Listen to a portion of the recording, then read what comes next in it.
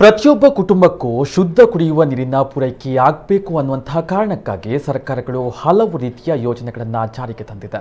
ಆದರೆ ಈ ಯೋಜನೆಗಳು ಎಲ್ಲರನ್ನ ತಲುಪ್ತಾ ಇದೆಯೇ ಎನ್ನುವುದು ಮಾತ್ರ ಪ್ರಶ್ನೆಯಾಗಿ ಉಳಿದುಕೊಂಡಿದೆ.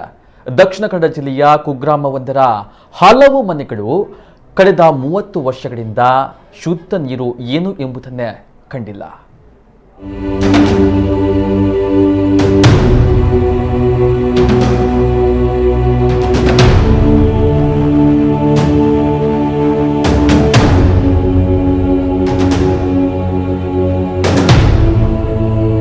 ನೀರಿನ ವಿಚಾರವಾಗಿ ಮಾತೆತ್ತಿದ್ರೆ ಜನಪ್ರತಿನಿಧಿಗಳು, ಅಧಿಕಾರಿಗಳು ಮಾರುದ್ದದ ನೀರಿನ ಯೋಜನೆಗಳ ಹೆಸರನ್ನೇನೋ ಹೇಳ್ತಾರೆ. ಆ ನೀರಿನ ಯೋಜನೆಗೆ ಅಷ್ಟು ಕೋಟಿ, ಈ ನೀರಿನ ಯೋಜನೆಗೆ ಇಷ್ಟು ಕೋಟಿ ವೆಚ್ಚ ಮಾಡಲಾಗಿದೆ ಅನ್ನೋ ಲೆಕ್ಕವನ್ನು ಕೊಡ್ತಾರೆ. ಕೇಂದ್ರ ಹಾಗೂ ರಾಜ್ಯ ಸರ್ಕಾರಗಳು ದೇಶದ ಪ್ರತಿಯೊಂದು ಕುಟುಂಬಕ್ಕೂ ಶುದ್ಧ ಕುಡಿಯುವ ನೀರು ಒದಗಿಸಬೇಕು ಅನ್ನೋ ಕಾರಣಕ್ಕೆ ಸಾವಿರಾರು ಕೋಟಿ ರೂಪಾಯಿಗಳನ್ನ ಕಳೆದ ಹಲವು ವರ್ಷಗಳಿಂದ ವ್ಯಯಿಸಿಕೊಂಡೇ ಬರ್ತಾ ಇದೆ. ಆದ್ರೆ ಈ ಯೋಜನೆಗಳ ನೀರು ಕೆಳಸ್ತರದಲ್ಲಿರುವ ಕುಟುಂಬಗಳ ತನಕ ಹರಿಯುತ್ತದೆಯೋ ಅನ್ನೋದನ್ನ ಮಾತ್ರ ಯಾರೂ ತಿಳಿಸಿಲ್ಲ. ಕಳೆದ 30 ವರ್ಷಗಳಿಂದ ಶುದ್ಧ ನೀರನ್ನೇ ಕಾಣದ ಮನೆಗಳು ದಕ್ಷಿಣ ಕನ್ನಡ ಜಿಲ್ಲೆಯ ಪುತ್ತೂರು ತಾಲೂಕಿನ ಕೊಳ್ತಿಗೆ ಗ್ರಾಮ ಪಂಚಾಯತ್ ವ್ಯಾಪ್ತಿಯ ಸಿದ್ದಮೂಲೆ ಎಂಬಲ್ಲಿದೆ. ಸಿದ್ದಮೂಲೆ ಮತ್ತು ಕೆಮ್ಮಾರ ಎಂಬಲ್ಲಿರುವ 7 ಕುಟುಂಬಗಳು ಕಳೆದ 30 ವರ್ಷಗಳಿಂದ ಕೆರೆಯೊಂದರ ಕಲುಷಿತ ನೀರನ್ನೇ ಬಳಸಿಕೊಂಡು ಜೀವನವನ್ನ ಸಾಗಿಸುತ್ತಿದ್ದಾರೆ.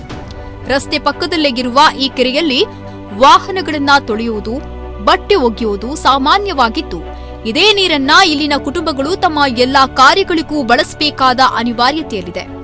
ತಮಗೆ ನೀರಿನ ಸೌಲಭ್ಯ ಕಲ್ಪಿಸುವಂತೆ 10 ಬಾರಿ ಸ್ಥಳೀಯ ಕೊಳ್ತಿಗೆ ಗ್ರಾಮ ಪಂಚಾಯತ್ ಆಡಳಿತಕ್ಕೆ ಮನವಿ ಮಾಡಿದ್ರೂ ಯಾರೂ ಈ ಕುಟುಂಬಗಳ ಮನವಿಗೆ ಸ್ಪಂದಿಸಿಲ್ಲ. ಅತ್ಯಂತ ಎತ್ತರದ ಗುಡ್ಡದ ತುದಿಯಲ್ಲಿ ವಾಸ ಮಾಡ್ತಾ ಇರುವ ಈ ಕುಟುಂಬಗಳು ಸುಮಾರು 50 ಅಡಿ ಆಳವಿರುವ ರಸ್ತೆ ಪಕ್ಕದ ಕೆರೆಯಿಂದ ನೀರನ್ನ ಪ್ರತಿನಿತ್ಯವೂ ಸಾಗಿಸಬೇಕಾದ ಸ್ಥಿತಿಯಲ್ಲಿದೆ. ಸಮಸ್ಯೆ ಸರ್, ನಮಗೆ ನೀರಿನ ಸಮಸ್ಯೆ ಸರ್. ನಾವು ಇಲ್ಲಿಂದ ಮೇಲೆ ನೀರು ತಗೊಂಡೋಗಿ ಜೀವನ ಮಾಡಬೇಕು. ನಾವು ಇಲ್ಲಿ ಕೂತು 30 ವರ್ಷ ಆಯ್ತು ಸರ್. ಇಲ್ಲಿಯವರೆಗೆ ನಮಗೆ ಯಾವ ನೀರಿನ ಒಂದು ವ್ಯವಸ್ಥೆ ಮಾಡಿ ಕೊಟ್ಟಿಲ್ಲ ಸರ್ ಪಂಚಾಯತಿನವರು. ನಾವು ಈಗ ನಾನೀಗ 3 ಸಲ, ನಾನು 3 ವರ್ಷದಲ್ಲಿ ಒಂದು 6 ಸಲ ಅರ್ಜಿ ಕೊಟ್ಟಿದ್ದೀನಿ ಸರ್. ಇಷ್ಟರವರೆಗೆ ನೀರಿನ ಸಮಸ್ಯೆ ಯಾವುದೂ ಆಗಲಿಲ್ಲ ನಮಗೆ. ಇದು ಕೆರೆ ನೀರನ್ನು ನಾವು ಯೂಸ್ ಮಾಡುತ್ತೆ ಸರ್. ಇದರಲ್ಲಿ ಬಟ್ಟೆ ತೊಳೆಯೋದು, ಪಾತ್ರೆ ತೊಳೆಯೋದು, ಗಾಡಿ ತೊಳೆಯೋದು ಎಲ್ಲ ಮಾಡ್ತಾರೆ ಸರ್. ನಮಗೆ ಮಕ್ಕಳು ಸಹ ಸಣ್ಣ ಸಣ್ಣ ಮಕ್ಕಳು ಸರ್. ಅವರು ಸ್ಕೂಲ್ ಬಿಟ್ಟು ಬಂದು 5 ಗಂಟೆ ಮೇಲೆ ನೀರು ತಗೊಂಡು ಹೋಗುತ್ತೆ ಸರ್. ಇಲ್ಲಿ ಗಾಡಿನ ವ್ಯವಸ್ಥೆ ಕೂಡ ಜಾಸ್ತಿ, ಆ ಕಡೆ ಈ ಕಡೆ ಅಡ್ಡಾಡಲಿಕ್ಕೆ ಕಷ್ಟ ಆಗುತ್ತೆ ಸರ್. ನಾವು ಎಷ್ಟು ಸಲ ಪಂಚಾಯತಿನ ಬೇಡಿಕೊಂಡ್ರು ಸಹ ಅವರು ಮಾಡಿಕೊಡ್ತೀನಿ ಅಂತ ಹೇಳಿದ್ದು ಬಿಟ್ಟರೆ ಮತ್ತೆ ಇಲ್ಲಿವರೆಗೆ ಯಾರು ಸಹ ಮಾಡಿಕೊಟ್ಟಿಲ್ಲ ಸರ್. ನಮಗೀಗ ಪಂಚಾಯತಿನ ಮೆಂಬರ್ ಸಹ ಯಾರಂತ ನಮಗೆ ಗೊತ್ತಿಲ್ಲ.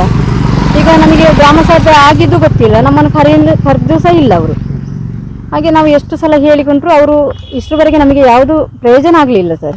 ಅದಕ್ಕೆ ನಾವು ಈಗ ಮೊನ್ನೆ ಅವರನ್ನೆಲ್ಲ ಕರೆಸಿ ನಾವು ಈಗ ನಮಗೆ ನೀರಿನ ಒಂದು ವ್ಯವಸ್ಥೆ ಮಾಡಿಕೊಡಿ ಅಂತ ಅವರ ಹತ್ರ ಬೇಡಿಕೊಂಡಿದ್ದೀವಿ ಸರ್.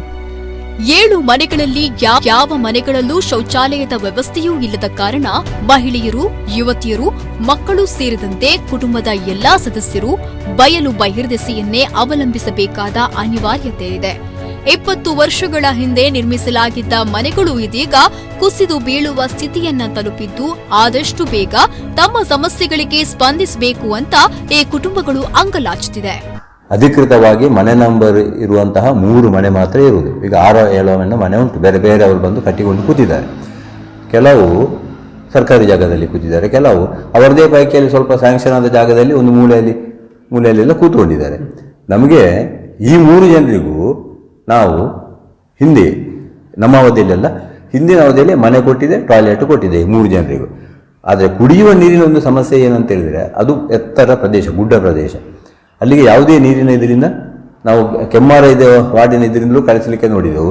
ಇದ್ದ ಟ್ಯಾಂಕ್ಗಳಿಂದ ಅದು ಹತ್ತುವುದಿಲ್ಲ. ಅದಕ್ಕಿಂತ ಎತ್ತರದಲ್ಲಿ ಟ್ಯಾಂಕ್ ಮಾಡಲಿಕ್ಕೆ ಅದು ಗೇರು ಡಿಪಾರ್ಟ್ಮೆಂಟಿನವರ ಜಾಗ. ಅವರು ಅದರೊಳಗೆ ವಾಹನ ಹೋಗ್ಲಿಕ್ಕೂ ನಮ್ಮನ್ನು ಬಿಡುವುದಿಲ್ಲ, ಇದು ಮಾಡಲಿಕ್ಕೆ ಆಗುದಿಲ್ಲ. ಅಂದರೆ ಡೀಮ್ಡ್ ಫಾರೆಸ್ಟ್ ಆಗಿರ್ತದೆ. ಡೀಮ್ಡ್ ಫಾರೆಸ್ಟಲ್ಲಿ ನಮಗೇನು ಮಾಡಲಿಕ್ಕೆ ಆಗುದಿಲ್ಲ. ಅದು ಸರ್ಕಾರದ ಮಟ್ಟದಲ್ಲಿ, ಶಾಸಕರಲ್ಲಿ ನಾವು ಪ್ರಯತ್ನ ಮಾಡ್ತಿದ್ದೇವೆ. ಈ ಖಾಲಿ 3 ಮನೆಗೆ ಒಂದು ಬೋರು, ಪಂಪು, ಕರೆಂಟಿನ ವ್ಯವಸ್ಥೆ ಮಾಡುವಾಗ ಕನಿಷ್ಠ 7-8 ಲಕ್ಷ ರೂಪಾಯಿ ಬೇಕಾಗ್ತದೆ. ಅಷ್ಟು ಅನುದಾನ ಪಂಚಾಯತ್ನಲ್ಲಿ ಇಲ್ಲ. ಇದು ನಮ್ಮ ಸಮಸ್ಯೆ.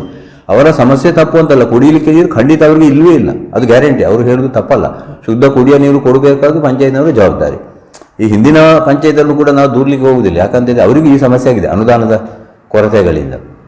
ಯಾವ ಸವಲತ್ತು, ಒಂದು ಮನೆ ಕೊಡಬೇಕಾದ್ರೂ, ಟಾಯ್ಲೆಟ್ ಕೊಡಬೇಕಾದ್ರೂ ಒಂದು ಮನೆ ನಂಬರ್ ಬೇಕು ಅಲ್ವಾ?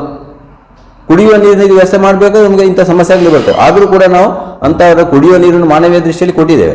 ಈರಿಗೂ ಕೂಡ ಒಂದು ಉದ್ಯೋಗ ಖಾತ್ರಿಯಲ್ಲಿ ಒಂದು ಬಾವಿ ಮಾಡಿದರೆ ಅಲ್ಲಿ ನೀರಿನ ತಾತ್ಕಾಲಿಕ ಕುಡಿಯುವ ವ್ಯವಸ್ಥೆ ಅಲ್ಲಿಂದ ತಕೊಂಡು ಹೋಗ್ಬೋದು ಇವರು. ಮತ್ತು ಈಗಿನ ಈ ಸಾರ್ವಜನಿಕ ಕೆರೆ ಉಂಟಲ್ಲ, ಇದು ಖಾಸಗಿಯವರು ಅಂತ ಹೇಳಿದ್ದಾರೆ.